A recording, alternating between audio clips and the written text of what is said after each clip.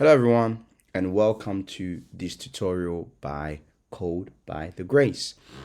This tutorial we will be looking at introduction to Kotlin, learning a few things about Kotlin, the syntax, the data types.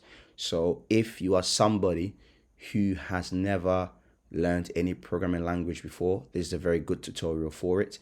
If you're someone who has been coding in JavaScript or even Java, this is a very good tutorial for you. Or you've been doing PHP, just want to learn Kotlin, you're welcome. Okay, so for this tutorial, I'm going to be using Kotlin Playground.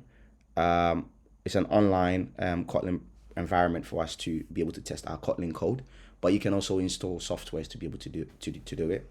For the purpose of this tutorial, I am just going to use the Kotlin Playground. So to start off, I'm just going to type in Kotlin Playground.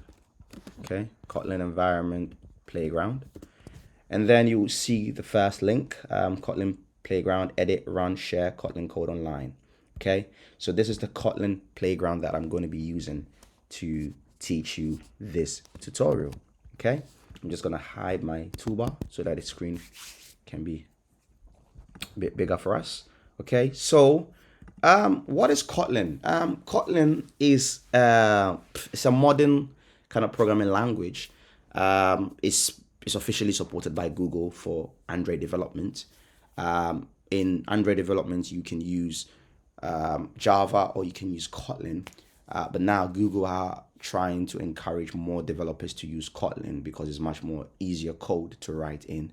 It's simpler than Java and it's also less code. It was created by it was introduced and developed by JetBrains in 2011, and it allows developers to write program with very little code, and it's also very easy to learn. For me, it reminds me a bit more of JavaScript, so it's a very easy language to write in. So how does the syntax look like in Kotlin? Well, you can see on my screen that to create functions, you just need to use the word fun, which doesn't mean playing around. It just means function, short for function. And then every programming language has a main method where it's the entry point of every Kotlin program. Yeah, let's get started. Well, first of all, we are going to learn about variables. Now, what are variables? The way I like to explain variables is basically variables are a named space on your program that you can use to store some data. Okay, we have two types of variables. We have constants, and then we also have normal variables, or sometimes you may hear immutable. Immutable are variables like constants, which cannot be changed once you've initialized and set it.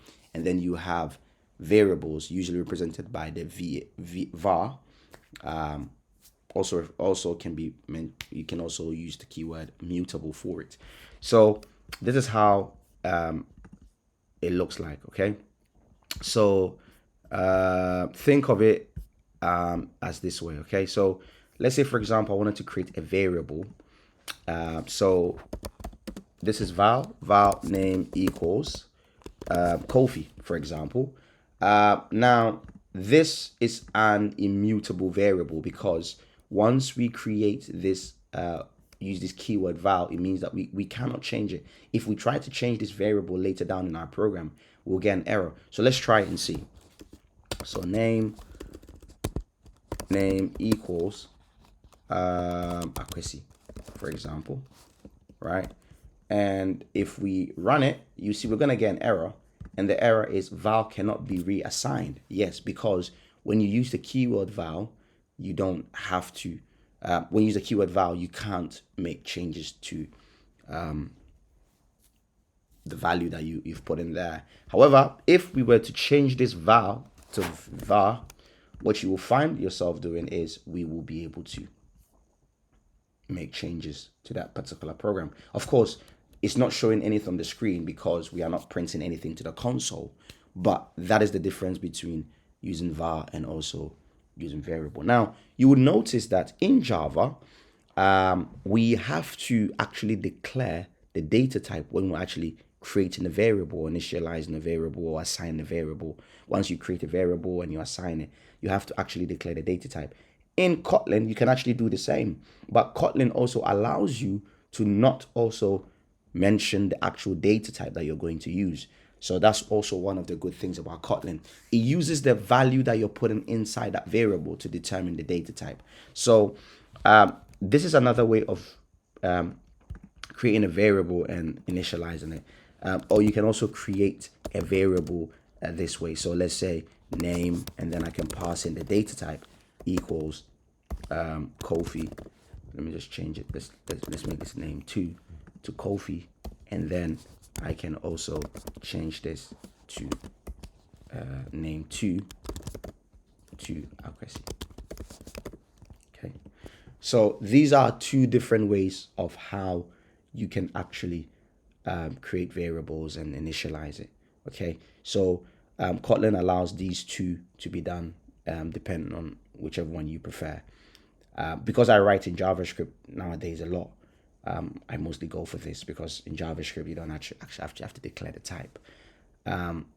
Another good thing about Kotlin is that you'll notice that on this line I have used a semicolon, but on this line I'm not using any semicolon, because Kotlin actually doesn't care about semicolons in this way. Whereas in Java, you have to put semicolon at the end of your code in order for it to know that you're ending your code.